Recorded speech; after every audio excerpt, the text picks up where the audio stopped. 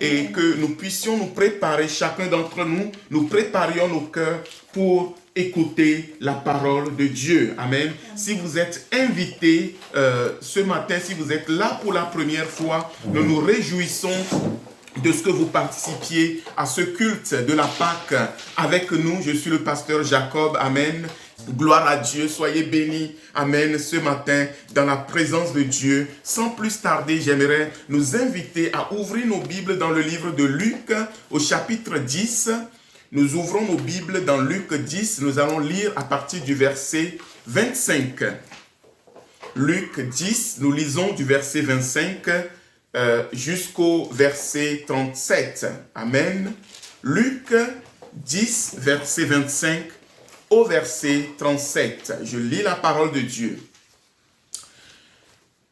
Alléluia. Gloire à toi, Seigneur. Un docteur de la loi se leva et dit à Jésus, pour l'éprouver, « Maître, que dois-je faire pour hériter la vie éternelle ?» Jésus lui dit, « Qu'est-il écrit dans la loi? Qui lis-tu » dit, « Qui lis-tu » Il répondit, « Tu aimeras le Seigneur, ton Dieu, de tout ton cœur, de toute ton âme, de toute ta force et de toute ta pensée, et ton prochain comme toi-même. » Tu as bien répondu, lui dit Jésus. Fais cela et tu vivras. Mais lui, voulant se justifier, dit à Jésus, et qui est mon prochain? Jésus reprit la parole et dit, un homme descendait de Jérusalem à Jéricho, et il tomba au milieu des brigands qui le dépouillèrent, le chargèrent de coups et s'en allèrent le laissant à demi-mort. Un sacrificateur qui fortuitement passait par le même chemin, ayant vu cet homme, passa outre. Un lévite qui aussi arriva dans ce même lieu, l'ayant vu, passa outre.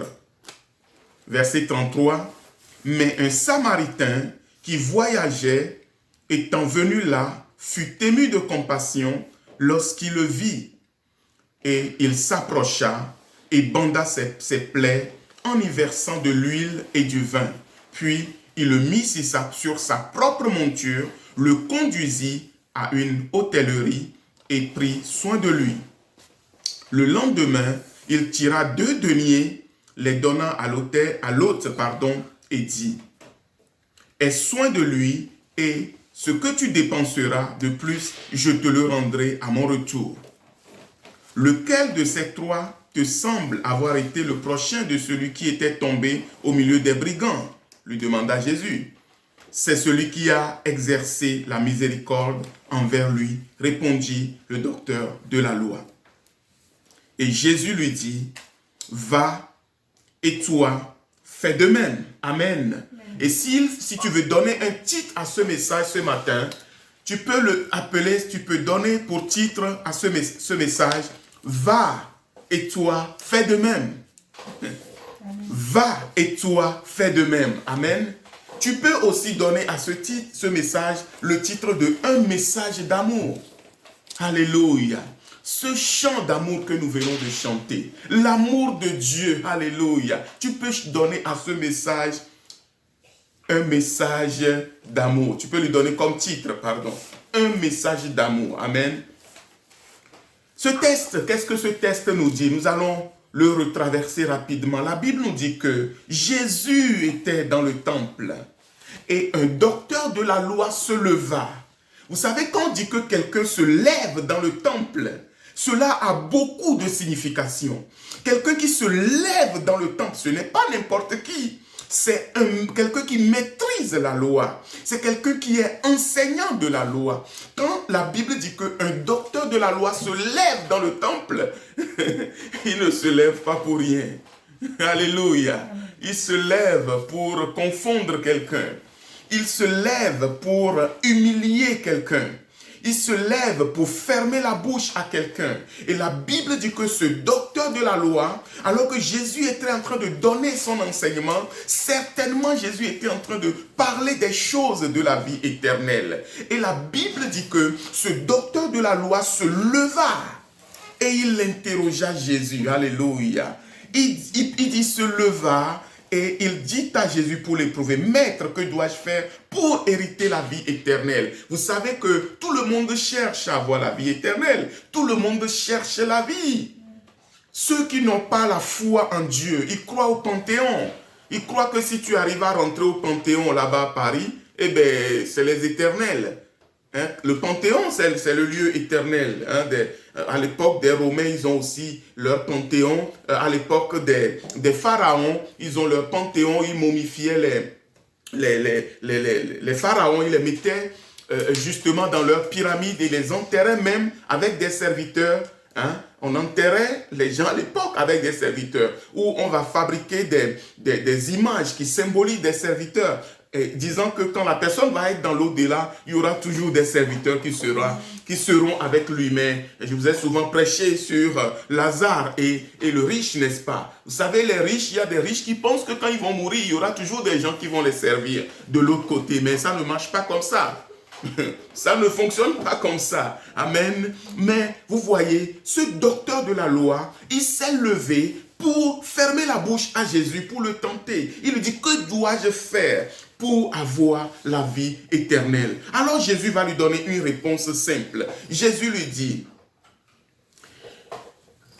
qu'est-il écrit dans la loi? Qui lis-tu? Il répondit, tu aimeras le Seigneur ton Dieu de tout ton cœur, de toute ton âme, de toute ta force, de toute ta pensée, et ton prochain comme toi-même. Alléluia. Vous voyez que cet homme est venu pour tenter Jésus, mais Jésus le renvoie à leur propre loi. Jésus le renvoie à leur propre test. Jésus le renvoie à la Torah, à la loi de Moïse. Jésus dit, mais qu'est-ce qui est écrit dans votre loi? Et cet homme va commencer par développer toute sa théologie. Cet homme va commencer par faire couler vraiment toute sa théologie avec fluidité, n'est-ce pas? Quelqu'un qui maîtrise toute la Bible, on peut dire ainsi, n'est-ce pas?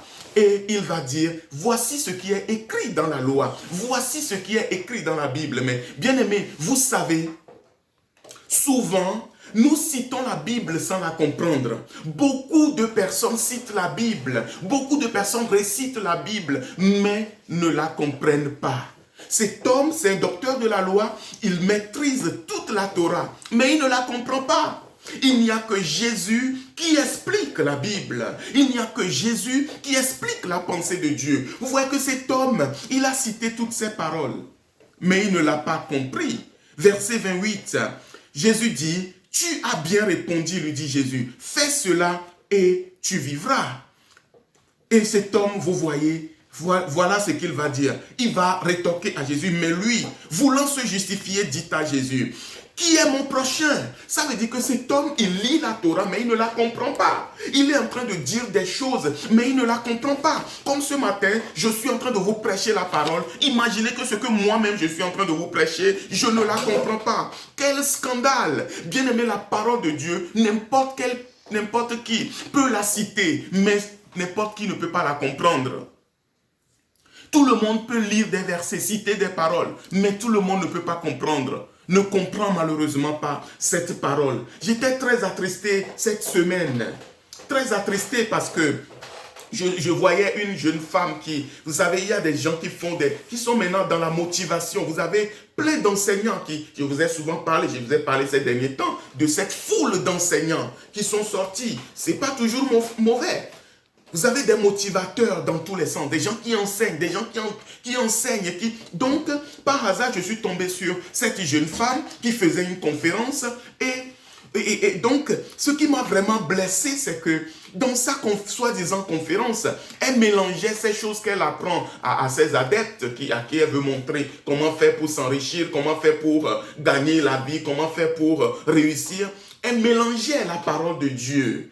Elle mélangeait la Bible avec ses histoires, excusez-moi.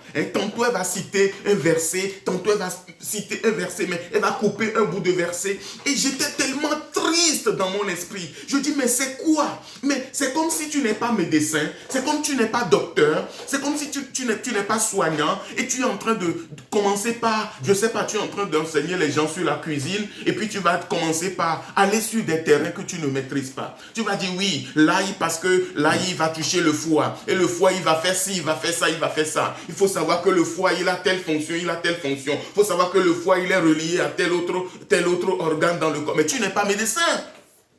Tu n'es pas médecin. Et aujourd'hui, bien-aimé, le monde est pollué. L'église est polluée. Les gens se lèvent du jour au lendemain. Ils s'autoproclament pasteurs, prophètes.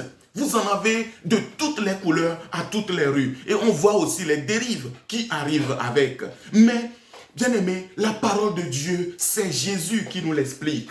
La parole de Dieu, c'est Jésus qui nous permet de la comprendre. Amen. Je veux vos amens ce matin. Ce docteur citait la parole, mais il ne la comprenait pas. Et il n'y a que Jésus qui explique cette parole. Et ce matin, bien-aimé, Jésus est venu au milieu de nous. Alléluia. Jésus est venu dans notre église ce matin. Ce n'est pas moi qui vais expliquer la parole. C'est lui qui va nous l'expliquer. Alléluia. Cet homme a bien répondu. Il a dit, tu aimeras l'Éternel ton Dieu de tout ton cœur, toute ton âme, toute ta force, toute ta pensée. Tout est ton prochain comme toi-même. Jésus lui dit, mais magnifique, tu maîtrises parfaitement. Mais Jésus lui dit, va et fais de même. Il dit, mais moi, c'est qui est mon prochain? Alors vous verrez la suite. Verset 30. Jésus reprit la parole et lui dit, un homme descendait de Jérusalem à Jéricho et il tomba au milieu des brigands qui le dépouillèrent et le chargèrent de coups et ils s'en allèrent, le laissant à demi mort. Un sacrificateur qui fortuitement passait par là, il passa outre. Un lévite, lui aussi passant par là, il a vu, il a fermé les yeux, il est passé outre.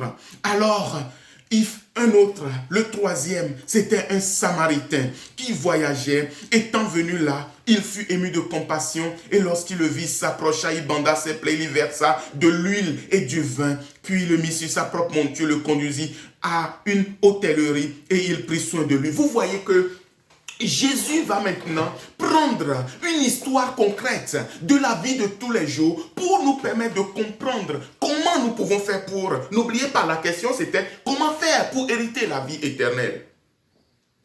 Parce que la question initiale c'était comment faire pour hériter la vie éternelle. Alléluia. Et la question de cet homme va déclencher une réponse qui dépasse l'entendement des religieux.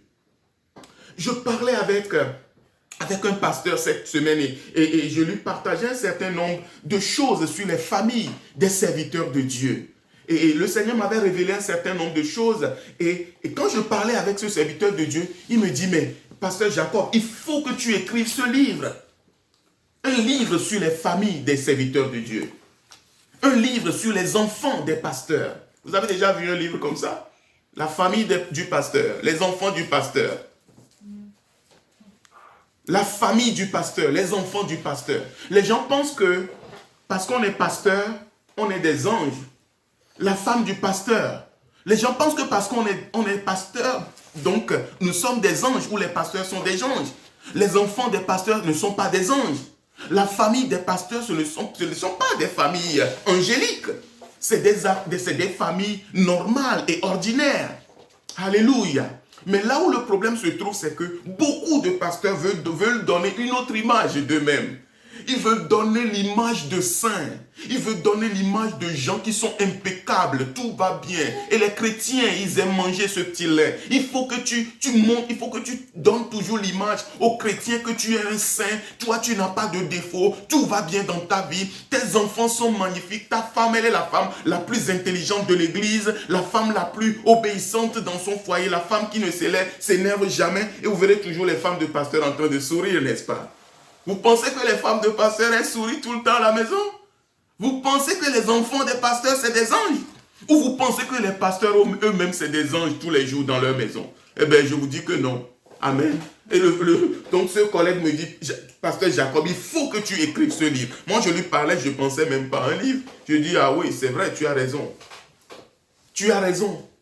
Mais bien aimé, vous voyez que Satan veut détruire les maisons. Donc qui que tu sois, tu peux être pasteur, Satan peut venir détruire ta maison si tu ne veilles pas. Tu peux être ancien d'église, Satan peut venir détruire ta maison. Et nous voyons de plus en plus de pasteurs aujourd'hui, leurs maisons sont en train d'être détruites par le diable. C'est pourquoi nous devons prier pour les familles des pasteurs.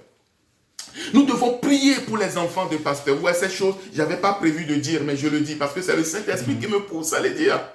Amen. Nous devons prier pour les familles.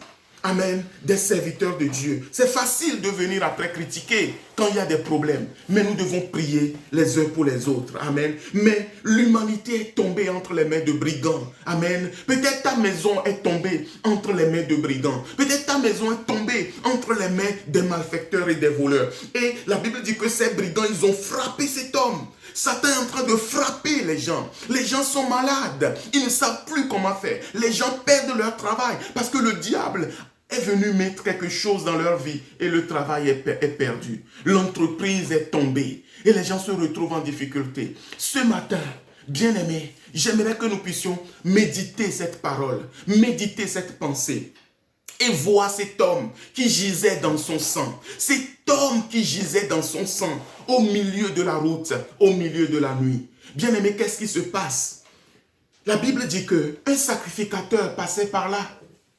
Il a détourné la tête, il est passé à côté. Un lévite passait par là. Il a détourné la tête, il est passé à côté. Quand on parle de sacrificateur, quand on parle de lévite, tout ce monde-là, c'est les gens qui servent dans le temple de Dieu. Sacrificateur, lévite, c'est des gens qui servent dans le temple de Dieu. Et je vais dire quelque chose rapidement. Si vous voulez savoir si la Bible est la vérité, ce qui différencie la Bible de tous les autres livres religieux, c'est que la Bible ne cache rien. Amen. La Bible ne cache rien. S'il y a eu une faute, la Bible va dire qu'il y a eu une faute. Vous vous rappelez de David? David, le roi selon le cœur de Dieu, l'homme selon le cœur de Dieu, le grand David. La Bible n'a pas caché que David a commis l'adultère. La Bible n'a pas caché que David a fait tuer un homme. Est-ce que vous me suivez? Pierre, le grand Pierre, qui est le leader de l'église. La Bible n'a pas caché que Pierre était hypocrite. Pierre a fait semblant parce qu'il ne voulait, dans le livre des Actes des Apôtres, il a fait semblant parce qu'il ne voulait pas manger avec les chrétiens qui étaient païens, d'origine païenne. Pierre a voulu s'éclipser, il a voulu faire semblant. Et c'est Paul qui l'a retoqué. Il dit, oh, mon frère, ton attitude là, ce n'est pas bon. Donc, il y a des choses dans la Bible qui nous montrent que la Bible, ce n'est pas un livre historique qui cherche à glorifier une religion. Non, c'est la vérité. Alléluia. La Bible, amen, c'est la vérité. Et ce que je veux dire par là, Dieu est en train de nous dire que ceux qui sont passés outre, ceux qui ont dépassé cet homme qui était en train de mourir, ce ne sont pas les gens du dehors, c'est les gens de l'église. Ce ne sont pas les païens, c'est les religieux. Le sacrificateur et le lévite représentent tout le système religieux confondu, tout système religieux, tous ceux qui se disent religieux, les prêtres, les religieux sont tous enfermés dans sacrificateurs et lévites. Amen. Et ils sont passés outre. Et ils ont dépassé cet homme. Et j'aimerais m'arrêter un instant sur ce point, bien-aimé. Faisons attention. Ne devenons pas des religieux. Amen. Ne tombons pas dans la religion. Amen. Nous pouvons être à l'église et garder notre cœur insensible. Parce que la religion ici est simplement symbolisée par l'indifférence et la dureté du cœur. Amen. L'indifférence et l'insensibilité. Voilà. Ces religieux, ils sont indifférents et insensibles. Et moi, j'ai une question pour nous ce matin. Sommes-nous sensibles à la souffrance des autres? Sommes-nous sensibles à ceux qui tombent sur la route? Sommes-nous sensibles à ceux qui sont en train de souffrir? Ou nous détournons aussi nos regards? Ou nous détournons? Ce sujet-là, nous reviendrons longuement là-dessus. Nous reviendrons longuement là-dessus. Parce que Dieu m'a fortement parlé sur la charité. Seigneur m'a mis à cœur que nous devons faire un enseignement sur la charité.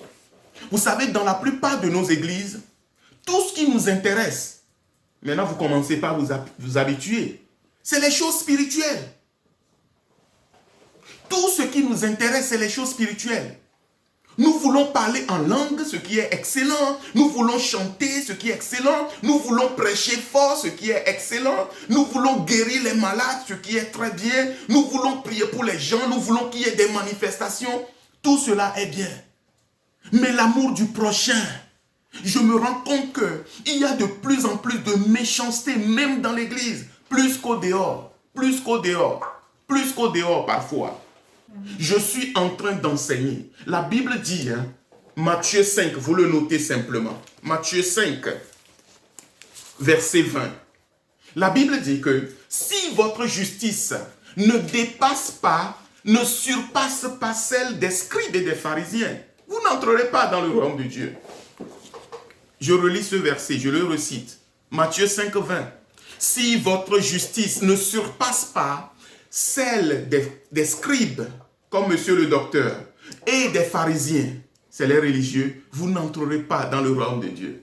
Alléluia. Tout ça pour dire que, bien-aimés, ces religieux, ils sont insensibles. Ces religieux, ils ont vu un problème, mais ils ont détourné le regard. Ils descendaient de Jérusalem. Donc, vous savez que à Jérusalem se trouve le temple. Donc, on peut dire que c'est des gens qui quittaient le temple pour rentrer chez eux ou pour rentrer dans leur village. Mais, que faisons-nous de tout ce que nous apprenons dans le temple, bien-aimés? Qu'est-ce que nous faisons de tout cela? Qu'est-ce que nous faisons de tout cela? Tournons rapidement avec moi dans Jean 8. Nous allons lire à partir du verset 1. Moi, j'aimerais vraiment que Dieu puisse nous toucher ce matin. C'est la Pâque. C'est la Pâque. Alléluia. C'est notre Pâque, c'est la Pâque de Jésus. Amen. Il veut nous changer, il veut nous transformer. Jean 8, vous allez voir l'état d'esprit des religieux. À partir du verset 1. Jean 8, à partir du verset 1. Jésus se rendit à la montagne des Oliviers. Mais dès le matin, il alla de nouveau dans le temple. Et nous sommes dans le temple, le texte que nous avons lu tout à l'heure. L'histoire se passe dans le temple. Là encore, Jésus arrive dans le temple. Est-ce que vous me suivez? Et tout le peuple vint à lui. S'étant assis, il les enseigna. Alors, les scribes et les pharisiens amenèrent une femme surprise en adultère. Encore eux, tiens. Et la plaçant au milieu du temple, ils dirent à Jésus, « Maître, cette femme a été surprise en flagrant délit d'adultère. Moïse, dans la loi, nous a ordonné de lapider de telles femmes. Toi donc, que dis-tu » Il disait cela pour l'éprouver, afin de pouvoir l'accuser. Mais Jésus s'étant baissé, écrivait avec le doigt sur la terre. Et comme il continuait à l'interroger, donc à lui mettre la pression, Jésus se leva et leur dit, « Que celui de vous qui est sans péché jette la première la pierre contre elle. » Et s'étant de nouveau baissé, il écrivait sur la terre. Quand ils entendirent cela, accusés par leur conscience, ils se retirèrent un à un, depuis le plus âgé jusqu'au dernier. Et Jésus resta seul avec la femme qui était là, au milieu. Alors, s'étant levé et ne voyant plus que la femme, Jésus lui dit, « Femme, où sont tes accusateurs? Où sont ceux qui t'accusaient?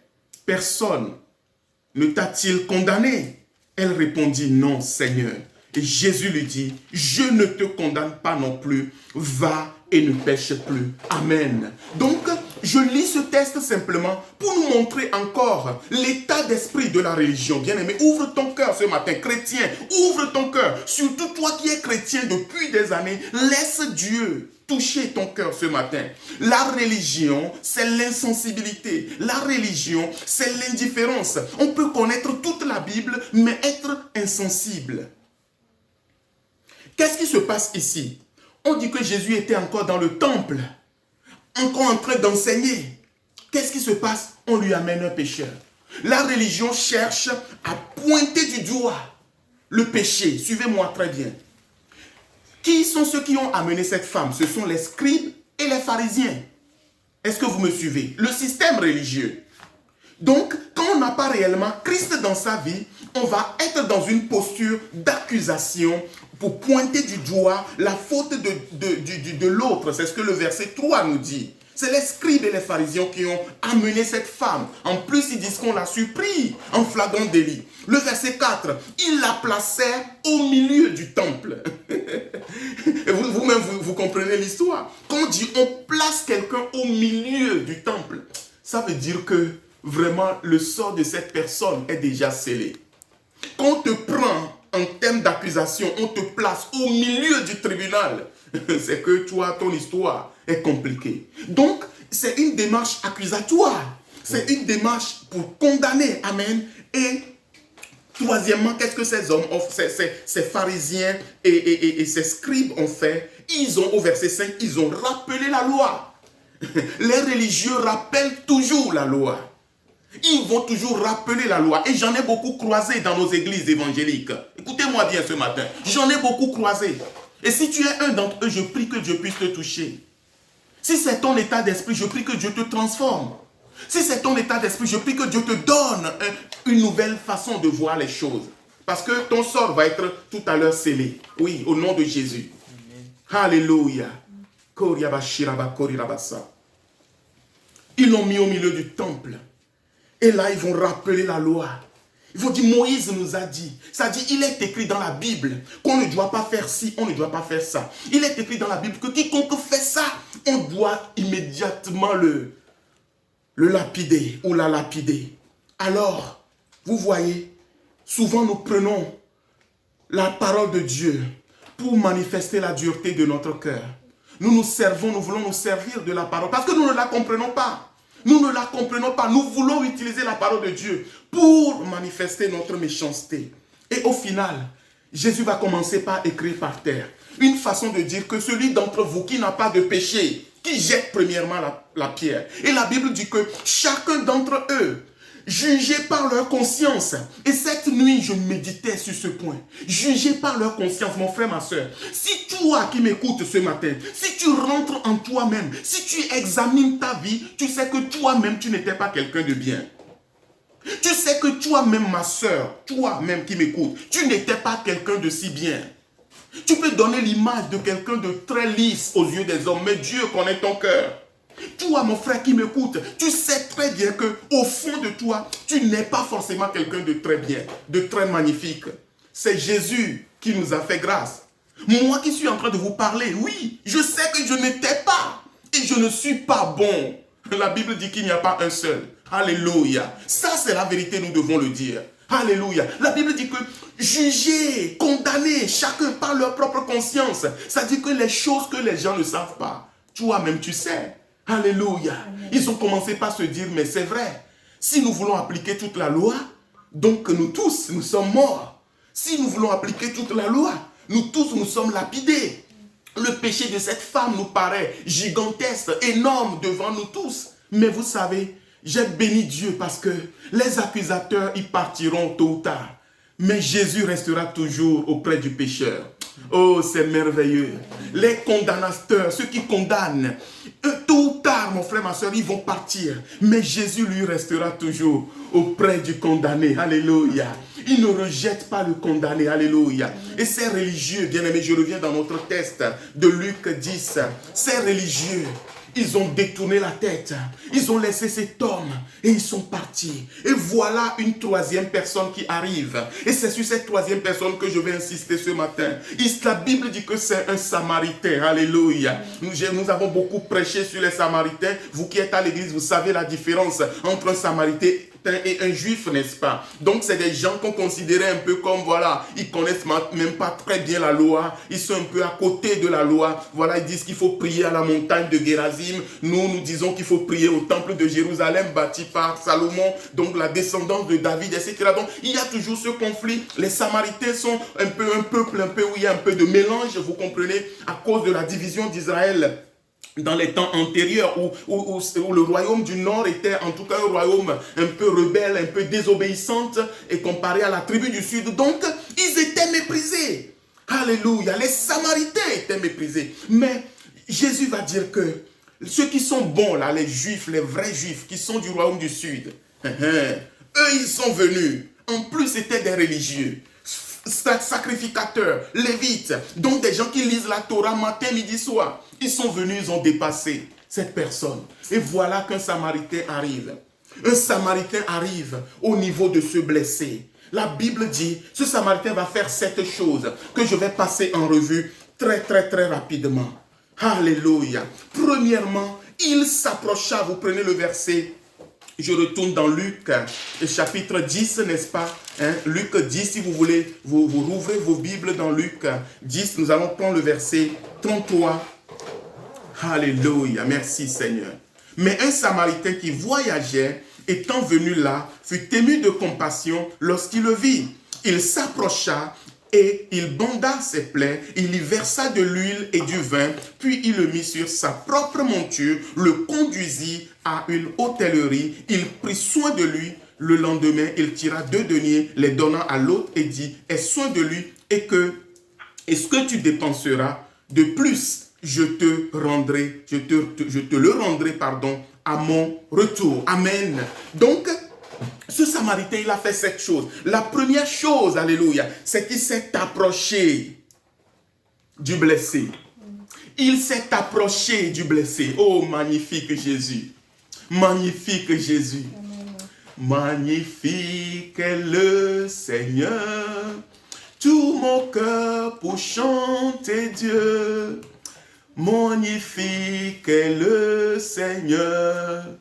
Alléluia, alléluia. Magnifique est mon Jésus. Tout mon cœur pour chanter Dieu. Aujourd'hui et à jamais. Alléluia. Vous savez, la femme adultère. La femme adultère, Jésus s'est approché d'elle. Les autres étaient à distance. Ils l'ont placé au milieu en train de l'accuser. Le blessé, les sacrificateurs, les religieux, ils l'ont abandonné. Ils sont partis, ils l'ont dépassé. Ils sont partis. Mais Jésus, alléluia, le Samaritain, lui, il s'est approché, alléluia. Et ce matin, mon frère, ma soeur, la première bonne nouvelle pour toi, c'est que Jésus veut s'approcher de toi en ce jour de Pâques, quelle que soit ta situation, quel que soit ce que tu vis, quel que soit ton état, amen. Jésus s'approche, amen. Le Samaritain, il s'approcha. Le deuxième point, il banda ses plaies. Il banda ses plaies. Ce matin, Jésus est là pour bander nos plaies. Jésus est là pour bander tes plaies. Jésus est là pour soigner tes blessures. Jésus est là pour guérir les blessures que personne ne voit. Les blessures qui sont enfouies dans ton cœur. Enfouies du plus profond de ton âme ce matin. Je prie en ce jour de Pâques que la guérison de Jésus vienne. La guérison de Jésus vienne. Toi qui es malade dans ton âme, reçois la guérison de Jésus ce matin. La Bible dit qu'il y versa du vin et de l'huile. Alléluia. Vous savez que le vin a des valeurs antiseptiques, mais l'huile a des valeurs apaisantes. Alléluia. Jésus vient, il guérit, il soigne et il apaise les souffrances, il apaise les douleurs, il apaise les peines, amen. Troisièmement, alléluia, il le mit sur sa propre monture, il le mit sur sa propre monture. Imaginez la scène, un homme qui est totalement en sang, ensanglanté, rempli de poussière, mélangé avec la poussière. Cet homme, s'il a une monture, c'est que c'est un homme important. Il n'était pas à pied, il avait sa monture. Il est descendu de sa monture et il a pris le blessé et il l'a mis sur son âne en quelque sorte ou sur sa monture. Amen. Vous comprendrez que Jésus est descendu pour nous. Il est descendu de son trône. Il est descendu de sa position de fils de Dieu pour s'abaisser jusqu'à notre niveau, dans notre boue, dans notre sang. Alléluia. Oh Jésus, il nous a pris, il a mis la main dans ton sang. Il a mis la main dans ton sang, dans tes blessures. Il t'a soulevé et il t'a mis sur sa monture. Il a pris notre place et il nous a donné sa place. Il a pris notre place et il nous a donné sa place. Il a pris notre injustice, il nous a donné sa justice. Il a pris notre injustice, il nous a donné sa justice. Alléluia. Il a pris nos péchés, il nous a donné sa sainteté. N'est-ce pas merveilleux? Il l'a placé sur sa monture. Quatrièmement, il lui donna un abri. Il l'amena à l'autel. Il lui donna un abri. Il lui donna un abri. Jésus nous donne un abri. Il dit, venez à moi, vous tous qui êtes fatigués et chargés, je vous donnerai du repos. Il lui a donné du repos. Amen. Jésus nous donne un abri. Il nous donne un repos. Cinquièmement, il prit soin de lui. Alléluia. Jésus prend soin de nous, n'est-ce pas merveilleux? Sixièmement, Jésus a payé pour lui. Oh, le Samaritain a payé pour cet homme. Il a tiré 2 deniers. Alléluia. Il semble que ces 2 deniers représentent plusieurs jours de salaire. Et Jésus a payé pour nous. Alléluia. Il a payé pour cet homme. Jésus a payé pour toi et pour moi. Et le 7e point, il s'est porté garant. Il s'est porté garant. Oh, magnifique. Alléluia. Magnifique est le Seigneur, alléluia. Magnifique est mon Jésus, alléluia. Jésus s'est porté garant pour nous. Jésus s'est porté garant pour toi. Jésus s'est porté garant pour toi. Il dit, quelle que soit la blessure, cette blessure va être soignée. Il dit, quelles que soient les dépenses, il dit qu'il va payer. Alléluia. Il a laissé un chèque en blanc. Il dit que soignez-moi cet homme. Je vais revenir, alléluia. Et quand je reviendrai, si jamais vous avez dépensé plus, je vous payerai. En quelque sorte, Jésus nous a sauvés il y a depuis 2000 ans. Mais bien aimés, nous sommes encore pécheurs, hein, ne l'oubliez pas. Mais Jésus a déjà tellement payé pour nous. Il a tout payé pour nous. Au point qu'il dit, quand il va revenir, s'il y a quoi que ce soit que le diable va prendre pour nous accuser, il va payer, alléluia. Il va rendre, est-ce que vous comprenez? N'est-ce pas merveilleux? N'est-ce pas une bonne nouvelle?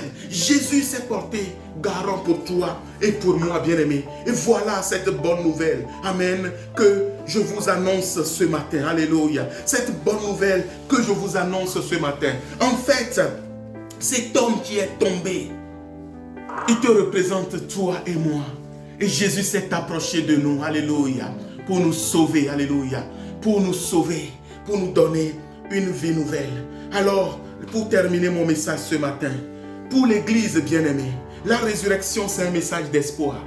Pour nous qui sommes enfants de Dieu bien-aimés, la résurrection, la célébration de la résurrection, c'est un message d'espoir. Amen. Pour le monde, c'est un message d'amour. Pour les nations, la résurrection est un message d'amour. Mais pour nous qui sommes enfants de Dieu, c'est un message d'espoir, mais aussi de remise en question. Est-ce que nous vivons ce que Dieu nous demande? Parce que Jésus, quand cette histoire est terminée, à la fin du verset 37, il a dit, va, et toi, fais de même. Va, toi, fais de même. Va, toi, fais de même. Est-ce que nous faisons de même, bien-aimés? Est-ce que nous faisons de même? C'est une question que nous devons nous poser. C'est une question que nous devons nous poser, bien-aimés. C'est une question que nous devons méditer. Alors Jean 20, verset 19. Pour finir, Jean chapitre 20, le verset 19. Jésus est ressuscité, amen. N'est-ce pas merveilleux? Oh, à la résurrection, la Bible dit que les disciples, ils avaient peur. Les disciples étaient terrorisés alors que Jésus était mort, enterré. Les disciples, ils avaient peur. Jean 20, 19. Le soir de ce jour, qui était le premier de la semaine. Parce qu'il faut comprendre que dans la tradition juive, la journée commence le soir et se termine le lendemain. Voilà, ça c'est aussi des choses qu'il faut comprendre dans la Bible. La journée commence la veille, le soir et se termine le lendemain. Et quand vous lisez Genèse, la Bible, quand la Bible parle du premier jour, il dit il y a eu un soir et un matin. Il ne dit pas il y a eu un matin, un soir. Il y a eu un soir et un matin. Et dernièrement, le Seigneur me parlait sur les temps. Le temps. L'heure, le temps. Et il y a des choses qui sont difficiles et complexes. Et le Saint-Esprit me révélait que cette manipulation de temps que nous faisons en Occident, en changeant l'heure, on va dire l'heure d'été, l'heure d'hiver, nous bougeons l'heure, nous avançons l'heure, nous reculons l'heure. Le Seigneur me dit, Jacob, il faut que tu pries et il faut que tu cherches à creuser cette affaire pour comprendre. Pour comprendre. Je vous le dis comme ça, priez pour nous, priez pour moi. Alléluia. Le Saint-Esprit me faisait comprendre qu'il y a un mystère caché derrière ces changements d'heure. Et le destin des nations est vendu, est scellé. Vous ne savez pas. Alléluia. Ne me prenez pas pour un adepte des théories complotistes. Non, je suis un homme de Dieu. Je dis les choses que le Saint-Esprit met dans mon cœur. Aucun homme n'a le droit de manipuler le temps comme il veut. Parce que c'est Dieu qui est le maître des temps et des circonstances. Alléluia. C'est lui seul qui commande au matin. Alléluia. Quand il interrogeait dans le livre de Job, qui commande au matin? Qui commande au matin? Il n'a pas dit de commander au matin. Il n'a pas dit aux hommes de commander au matin. Non. Vous avez beaucoup de faux prophètes, de bricoleurs qui vont dire le matin, il faut que tu commandes au matin. Lève-toi et commande au matin. Non. Dieu n'a jamais dit qu'il faut que toi tu commandes. C'est Dieu qui commande au matin. Yes. C'est lui qui commande au matin. Alléluia. C'est lui qui commande. Et le temps appartient à Dieu. Aucun homme n'a le droit de manipuler les horaires. Aucun homme, je répète, aucun homme n'a le droit de dire « Oh là, il est 10 heures. Maintenant, moi je décide, ça devient 9 heures. » Il est temps que nous puissions réellement prier. Alléluia. Priez pour nous. Alléluia. Priez pour nous.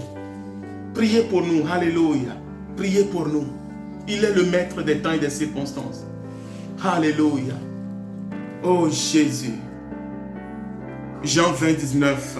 Le soir de ce jour, qui était le premier de la semaine, les portes du lieu où se trouvaient les disciples étant fermées à cause de la crainte qu'ils avaient des Juifs, Jésus vint se présenter au milieu d'eux et leur dit, la paix soit avec vous. Amen. La paix soit avec vous. Et ce matin, bien-aimés, je terminerai mon message en disant que la résurrection de Christ, c'est un message d'espoir pour nous. Alléluia. Plus de peur. Alléluia. Plus de portes barricadées. Il est ressuscité. Les disciples, ils avaient peur du système religieux. Ils avaient peur, peut-être même de l'occupant. Bon, le problème, c'était même pas l'occupant romain, mais c'était plus le système religieux en coalition avec le système d'occupation. Mais ils avaient peur. Ils étaient dans une pièce enfermés, fermés de toutes parts, mais Jésus vint se présenter au milieu d'eux et leur dit la paix soit avec vous. Ce matin, mon frère, ma soeur, la paix de Dieu soit avec toi. En ce jour de Pâques, je prie que la paix de Dieu vienne dans ton cœur. Quel que soit ce que tu vis, crois que Jésus s'approche de toi ce matin parce qu'il est ressuscité. Il est notre paix. Amen. Je prie pour l'église en France, que la paix de Dieu soit avec l'église en France. Cette église qui est persécutée, cette véritable église de Christ qui est persécutée, humiliée en France. Je peux le dire clairement, la paix soit avec l'église de Jésus en France. Amen. Que la paix de Dieu soit avec chacun d'entre vous et que Dieu vous bénisse au nom de Jésus. Amen.